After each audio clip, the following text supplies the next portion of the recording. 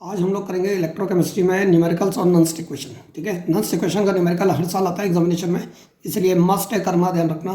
तो मैं क्वेश्चन ले रहा हूँ, कैलकुलेट द ईएमएफ जिसे सेल पोटेंशियल भी कहते हैं हम लोग, of the following cell at 25 degree Celsius. Temperature देखो जब भी देंगे नॉन-स्टिक क्वेश्चन में तो 25 ही देंगे, नहीं देंगे तो बाय डिफॉल्ट 25 ही माना जाता है, तो इसलिए टेम्परेचर पिक्चर से बाहर रखो। ठीक है, ये सेल दे रखा है, सेल रिप्रेजेंटेशन है, दो वर्टिकल लाइन सॉल्ड रिज, ये हो गया लेफ्ट हाफ सेल, ये हो गया right half cell. Left half cell यानी ऑक्सीडेशन हाफ सेल और राइट हाफ सेल यानी reduction half cell. Copper solid है, मेटल सॉलिड स्टेट में ion aqueous, metal solid state में और आयन एक्वस। आयन की कंसंट्रेशन की वैल्यू गिवन होगी तुम्हें। ठीक है, और इन्होंने क्वेश्चन में बोला है क्या निकालो, ईएमएफ निकालो सेल का, यानी इलेक्ट्रोमोटिव फोर्स, जिससे सेल की पावर यानी सेल पोटेंशियल भी कहते हैं हम लोग। ठीक, और आयंस की कंसंट्रेशन दे रखी है और ई नॉट की वैल्यू दे रखी है, लेफ्ट हाफ सेल और राइट हाफ सेल की वैल्यू। अब तुम्हें ये याद रखना कि ई नॉट की जो वैल्यूज दे रखी हैं वो ई नॉट की वैल्यूज रिडक्शन के फॉर्म में होनी चाहिए, रिडक्शन के फॉर्म में ब्रैकेट के अंदर। जैसे देखो ये रिडक्शन के फॉर्म में दे रखी है स्टैंडर्ड रिडक्शन पोटेंशियल, ये रिडक्शन के फॉर्म में दे रखी है +1 से 0 स्टैंडर्ड रिडक्शन पोटेंशियल। अगर ऑक्सीडेशन के फॉर्म में होगी तो रिडक्शन के फॉर्म में कन्वर्ट करेंगे, बस यहाँ पर साइन चेंज करना पड़ेगा। ठीक, तो ये रिडक्शन के फॉर्म में ऑलरेडी, तो कोई दिक्कत नहीं है। इनमें लेफ्ट और राइट हमें खुद मार्क करना पड़ेगा। जैसे कॉपर वाला देखो सॉल्ट ब्रिज, ये सॉल्ट ब्रिज है, इसके लेफ्ट साइड में कॉपर वाला। ठीक है, यहाँ लिख देता हूँ मैं। ठीक है, ये हो गया लेफ्ट साइड और सॉल्ट ब्रिज का सिल्वर वाला हो गया राइट साइड। ठीक है, राइट, तो ये हो गया लेफ्ट और ये हो गया राइट, ये हम खुद लिखेंगे, ध्यान रखना। तो जब भी ई नॉट लेफ्ट और ई नॉट राइट दे रखा हो तो सबसे पहला काम होगा ई नॉट सेल की वैल्यू निकालना। तो ई नॉट सेल क्या होता है, E naught right minus E naught left. ठीक है, कुछ लोग E naught cathode minus E naught anode भी लिख देते हैं, कुछ लोग E naught reduction minus E naught oxidation भी लिख देते हैं, एक ही बात है। मैं राइट और लेफ्ट लिखता हूँ। ठीक, तो राइट की वैल्यू क्या हो गई, राइट की वैल्यू देखो यहाँ पर दे रखिए 0.80 माइनस लेफ्ट की वैल्यू क्या हो गई, लेफ्ट की वैल्यू गई -0.34। ठीक है, सॉरी -0.34 नहीं, +0.34। तो जब ब्रैकेट ओपन होगा तो दोनों माइनस हो जाएंगे, तो ये हो जाएगा 0.80 माइनस 0.34। कितना आ गया, 10 - 4 हो गया 6 और यहाँ पर बच गया 7, 7 - 3 हो गया 4, तो ये आ गया 0.46 वोल्ट। ठीक है, ई नॉट सेल निकल गया। अब हमें निकालना है ई सेल। ई सेल के लिए हमें लिखनी पड़ेगी नॉन-स्टिक इक्वेशन, और नॉन-स्टिक इक्वेशन के लिए पहले क्या करो, आसान काम जिससे कभी गलती नहीं होगी, लेफ्ट हाफ सेल और राइट हाफ सेल की रिएक्शन को अलग अलग ओपन करो। यहाँ पर मैं लिख रहा हूँ लेफ्ट हाफ सेल, जितना शॉर्टकट में लिखा उतना बढ़िया है, लेकिन लिखना पूरा है। ठीक है, Cu देखो Cu कन्वर्ट हो रहा है Cu2 पॉजिटिव में, तो Cu है रिएक्टेंट और Cu2 पॉजिटिव है प्रोडक्ट। बैलेंस कर लो, ऐसे बहुत आसान है बैलेंस करना। पहले नंबर ऑफ एटम बराबर होना चाहिए, वो बराबर है ऑलरेडी। फिर चार्ज बैलेंस करने के लिए इलेक्ट्रॉन ऐड करेंगे, तो यहाँ +2 है, यहाँ 0 है, तो यहाँ पर 2 इलेक्ट्रॉन ऐड कर देंगे और हो गया चार्ज बैलेंस। ये हो गई लेफ्ट हाफ सेल की रिएक्शन। फिर इसके बाद लिखेंगे राइट हाफ सेल की रिएक्शन। राइट हाफ सेल की रिएक्शन क्या हो गई, देखो Ag पॉजिटिव कन्वर्ट हो रहा है Ag में, तो ये रिएक्टेंट है और ये प्रोडक्ट है, तो Ag पॉजिटिव है रिएक्टेंट और Ag को लिखेंगे प्रोडक्ट साइड में। एटम बराबर है एक एक, चार्ज बैलेंस करने के लिए यहाँ +1 है, यहाँ 0 है, तो यहाँ पर 1 इलेक्ट्रॉन ऐड कर देंगे इधर।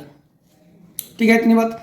अब इधर 2 इलेक्ट्रॉन और इधर 1 इलेक्ट्रॉन है, तो याद रखो रिडॉक्स रिएक्शन में नंबर ऑफ इलेक्ट्रॉन लॉस और नंबर ऑफ इलेक्ट्रॉन गेन बराबर होने चाहिए। तो ये दोनों वैल्यू अगर बराबर है तो अच्छी बात है, नहीं है तो क्रॉस मल्टीप्लाई करेंगे। तो ऊपर वाली इक्वेशन को मल्टीप्लाई करेंगे 1 से और नीचे वाली इक्वेशन को मल्टीप्लाई करेंगे 2 से। तो 1 से तो लिखने की जरूरत नहीं है, लेकिन इंटू 2 कर देते हैं, तो 2 से मल्टीप्लाई कर देंगे, तो ये इक्वेशन बन जाएगी हमारे पास। Cu ऊपर वाली एज इट इज लिख रहा हूँ मैं, Cu gives Cu2 positive +2 electrons, और ये इक्वेशन बन जाएगी हमारे पास 2Ag positive gives 2Ag positive +2 electrons, 2 electrons gives 2Ag। ठीक है, इन्हें जोड़ देते हैं आपस में, तो 2 इलेक्ट्रॉन से 2 इलेक्ट्रॉन कट जाएंगे और n की वैल्यू आ गई 2, याद रखना। ठीक है, जो कॉमन नंबर ऑफ इलेक्ट्रॉन है वही n की वैल्यू होती है। ठीक, और लेफ्ट साइड से लेफ्ट साइड जोड़ दो तो ये हो जाएगा Cu +2Ag positive gives Cu2 positive +2Ag। Metal solid, ion aqueous, metal solid और आयन एक्वस स्टेट में। ठीक है, क्लियर है यहाँ तक बात। फिर आगे बढ़ते हैं हम लोग। अब ये रिएक्शन आ गई तो हम नॉन-स्टिक इक्वेशन लिखेंगे। यहाँ पर मैं लिख रहा हूँ नॉन-स्टिक इक्वेशन विल बी, क्या हो जाएगी नॉन-स्टिक इक्वेशन, नॉन-स्टिक इक्वेशन हो जाएगी e cell is equal to e not cell minus 0.0591 upon n log, और लॉग के बाद न्यूमरेटर में आएगा प्रोडक्ट और डिनोमिनेटर में रिएक्टेंट। ठीक है, प्रोडक्ट में जो सॉलिड है उसे पिक्चर से बाहर कर दो, क्योंकि हमें पता है सॉलिड की कंसंट्रेशन 1 होती है। जो सॉलिड है उसे पिक्चर से बाहर कर दो, क्योंकि हमें पता है इसकी कंसंट्रेशन 1 होती है। तो बचा प्रोडक्ट क्या, यहाँ पर बचा ऊपर Cu2 पॉजिटिव। ठीक है, स्टैचोमेट्रिक कोफिशिएंट जो भी है वो पावर में आ जाएगा, तो पावर में 1 लिखने की जरूरत नहीं है। और अपॉन रिएक्टेंट आएगा नीचे Ag पॉजिटिव, और स्टैचोमेट्रिक कोफिशिएंट 2 पावर में लगाना मत भूलना। ठीक है।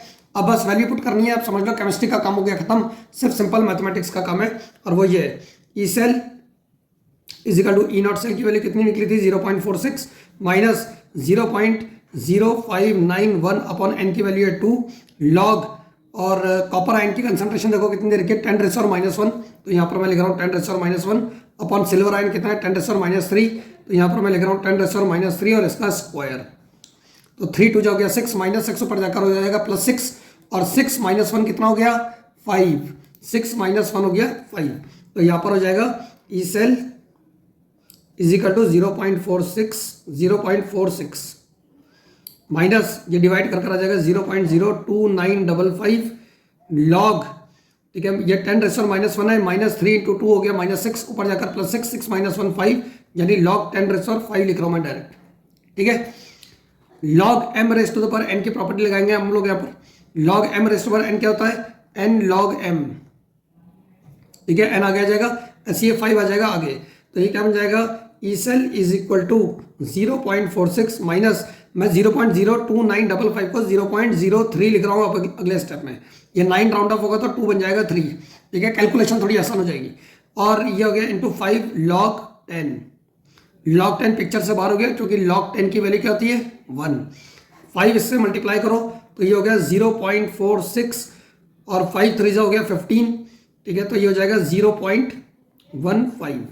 अब इन दोनों को माइनस कर लो तो ई सेल की वैल्यू कितनी हो जाएगी 6 - 5 हो गया 1 और 4 - 1 हो गया 3, तो आंसर कितना आ गया 0.31 वोल्ट, ठीक है, हियर इज द आंसर।